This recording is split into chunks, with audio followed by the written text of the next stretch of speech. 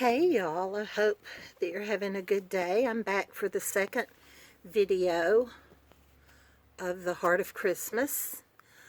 Everything that I did was based on the shape of a heart. The caps in each of the designs somewhat form a heart. And so let's get started. The first thing I do is I base it Blue Haven. I sand it and I base it again. These round ornaments are from Bear With Us ink.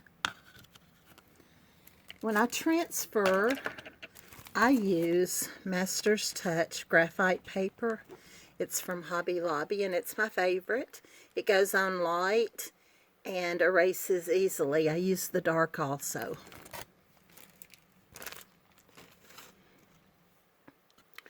Once I've transferred it, I based everything with blush pink. Whenever I use a flesh tone, especially on a darker background, but pretty much all the time, or if I use a red, I will undercoat with a blush pink. If you don't have blush pink, French mauve will do just fine, or just use whatever favorite color you've got that's more opaque. The one little thing that I do when I base coat, if I'm using the same color next to each other, I will pick up a little bit of another color and add it into my brush to make a line. I guess I'm a lazy painter, so I don't have to transfer my lines again. After that's dried, I then go in and add my flesh tone, or warm beige as it's now called, and that is charcoal kicking around. He just doesn't have enough room. I'm so sorry about coughing, but I'm doing the best I can. I base coat the first stroke next to where the cap will be, and I move my stuff around. I'm sorry. I'm going to try to keep it on camera and try not to make you too dizzy. Another hint that I have, when you've got another section, the face and the neck are separated, if you'll come around with the face, that'll leave a mark there for you, and you'll know where the lines are. I don't think it's being lazy necessarily. I kind of think it's just being smart. That's my answer, and I'll stick to it. I'm using a number 5 round. The brand of brushes is not a big deal for me. However, I do use all Deco Art products. I am so happy to be a helping artist for them. And I've used their products long before I was ever a helping artist.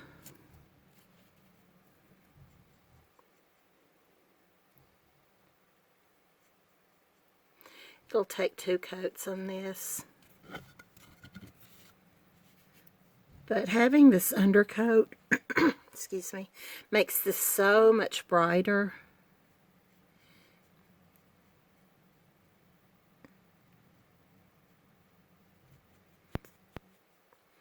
Okay, while that's drying, let's go ahead and add her dress. And I'm using sweet, it's not sweet mint, it's teal mint.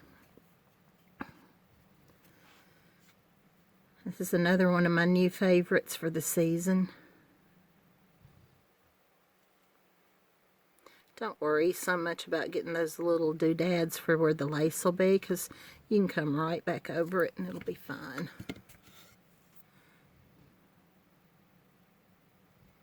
Like I said in my first video, it's just paint.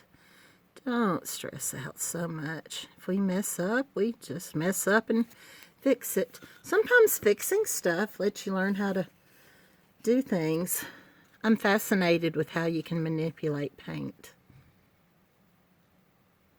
Now, to keep that separated, it's pretty much obvious where it is, but this is just one of those tips that I do that helps me. I add what'll be my floating color, which is Payne's Gray. I add that to the edge and work the teal mint back in, and charcoal snoring again. He's so silly.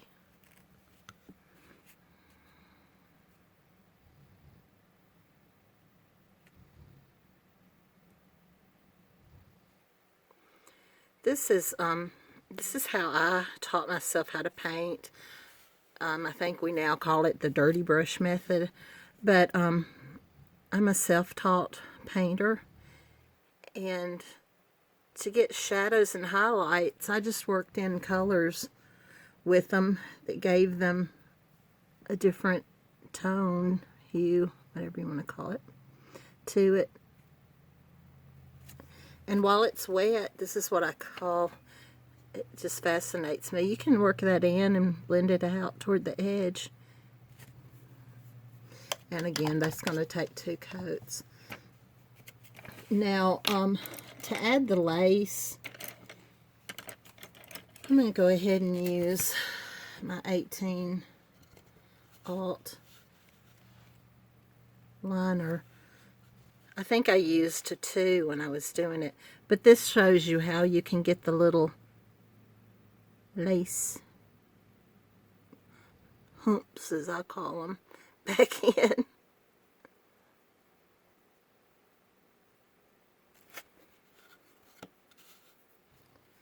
And again, this will take 2 coats. Pretty much everything takes 2 coats. The only time it only takes 1 is if you're going to add a texture technique on top.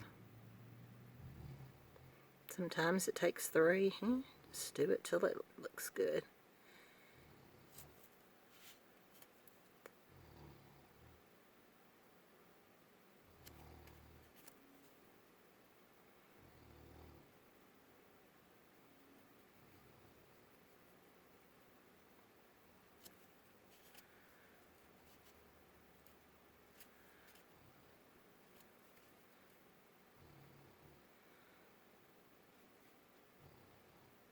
And you get the idea. I'm going to leave the balls at the end of the hat. I'm just going to leave those blue because that's a good back color to have if you're going to stipple in the white. Then, what I would do before I painted anything else is if I had the 2 coats on here, I would go ahead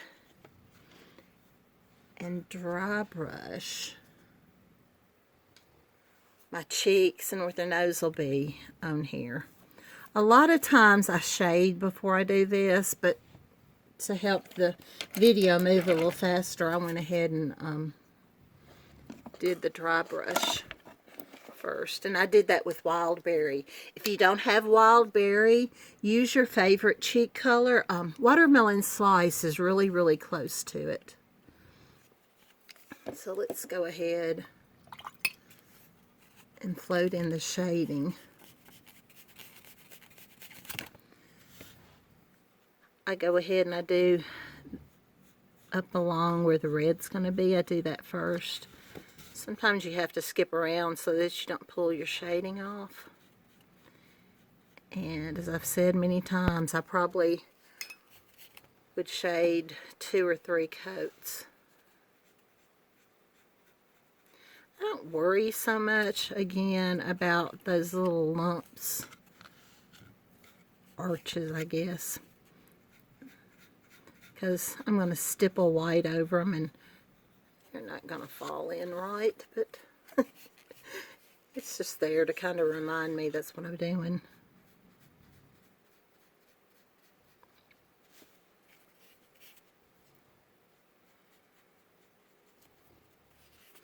I'm going to leave I'm going to leave, let's see, it would be the right side if I had it upright, but I'm going to leave the right side unshaded to kind of suggest a highlight without having to add a highlight.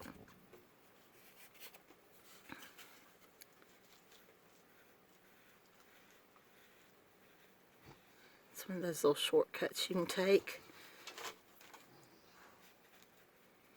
Okay. I'm going to see if I can do this with this large 3/8. Put the nose in.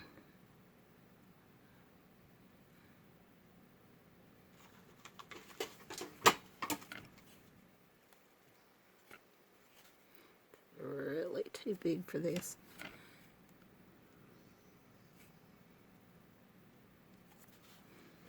But it'll work.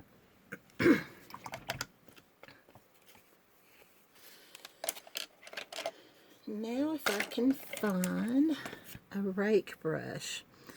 This one I'm going to show you how to add the hair with using a rake brush. On the last ornament I'll show you with the liner how I added the hair. But I'm going to need some titanium white. And you kind of have to play, excuse me for rattling, I try to get all the water off the top of my brush so that it doesn't drip down. But you kind of have to play till you get the texture like you want it when you use your rake brush. It's kind of, you want it thin, but you don't want it too thin. You want it to show the marks. So I'll always start at the top and pull down.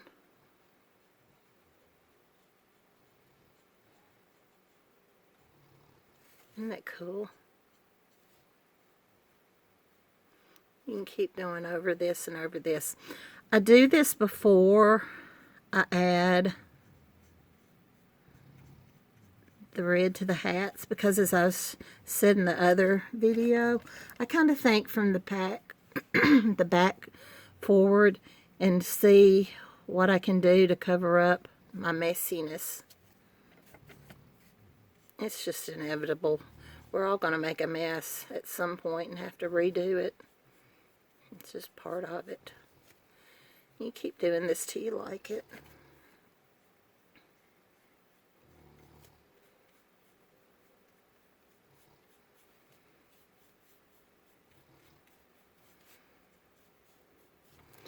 And I saved the mustache for last because there again it can clean up some messes you might have. Let's go ahead and add the mouth and the lips. When I add when I add anything, I try to make it small, and I think this brush is, ew, that's not going to work. I have had a horrible time with liners. The last 3 I opened had that little stray hair at the end, and there were 3 different brands, and they all did it, so it just happens.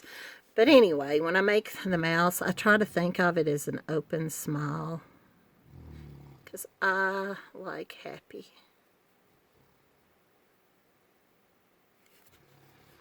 That's why we've got this black. Let's go ahead and add the mouth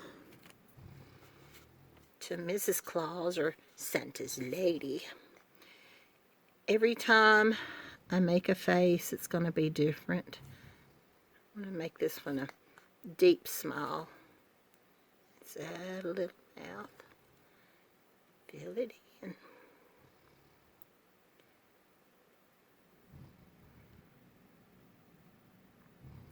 Let's add a little line that can either be a lip or a chin. I don't know. Call it what you want. Just a mark under the mouth to me. Let's outline the nose. She's got a pretty big nose here too. And let's outline his nose.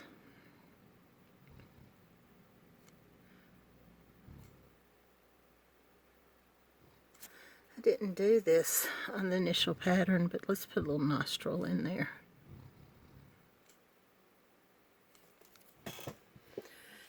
And to do the eyes, I make a dot. I almost always do a mouth first because it gives me an idea of where the eyes are going to go. And when I say I always do that, that means sometimes I do it and sometimes I don't. So let's just put little dots for their eyes.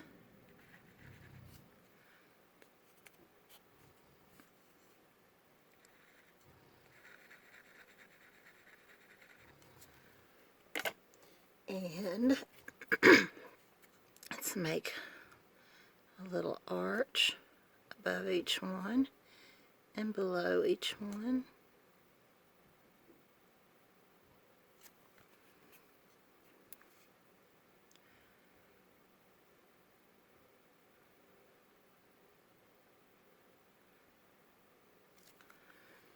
And let's put some little smile lines on Santa. He's had a tough time.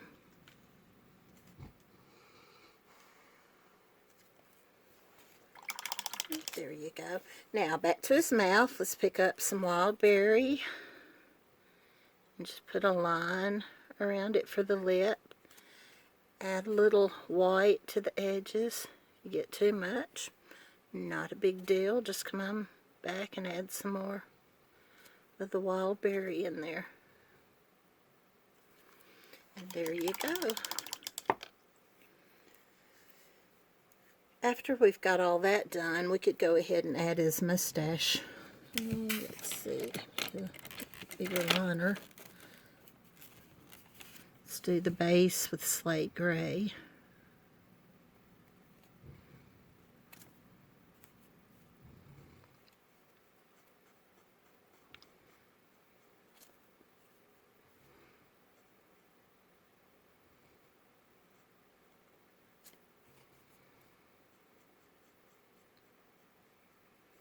You can see by doing this mustache last,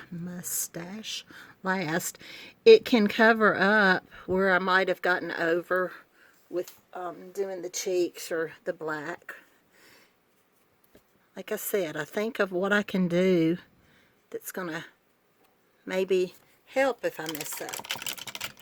So there you go with that. And let's get this one that's dried and add some more little white lines for his mustache. And woo, that's a lot of water. No biggie. Just wipe it off.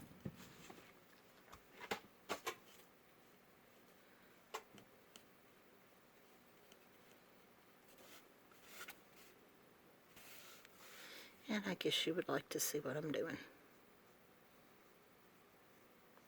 I use a light touch.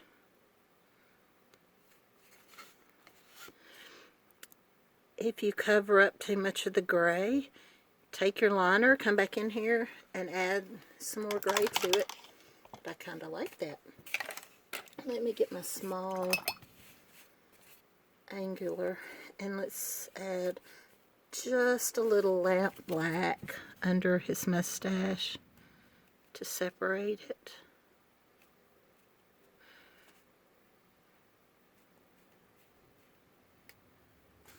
Let's add a little at the top to keep it separated from where the hat band's going to be. And let's flip this over.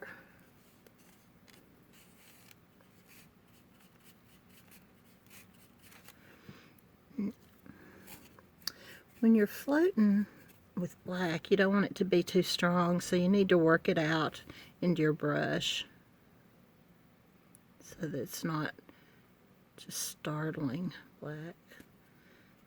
Sometimes if it's too strong and you can't work it out, dip your brush with the paint back in your water and dab the water off, and it'll help. Okay, let's add the glasses with some Venetian gold. Whatever gold you have, it doesn't matter. I don't think there's 2 cents worth of difference between any of them. Use an 18 for this.